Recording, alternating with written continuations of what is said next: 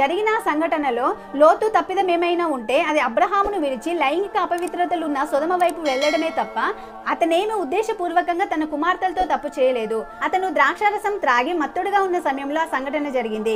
పురుషులు స్పృహ లేకుండా మత్తుగా ఉన్నప్పుడు కూడా వారి శారీరక స్వభావం స్త్రీతో శయనించడానికి సహకరిస్తుంది. అందుకే ఆమె ఎప్పుడు శయనించిన ఎప్పుడు లేచిపోయిన అతనికి తెలియలేదు. ఈ రోజు ఎవరైనా కామాంధుడు ఒక స్త్రీకి మద్యం కానీ మత్తు కానీ పట్టించి ఆమెపై అత్యాచారం చేస్తే దానికి ఆమెను ఎలా బాధ్యురాలి చేయలేమో అలాగే ఈ సంఘటన విషయంలో లోతును కూడా బాధ్యునిగా చేయలేము.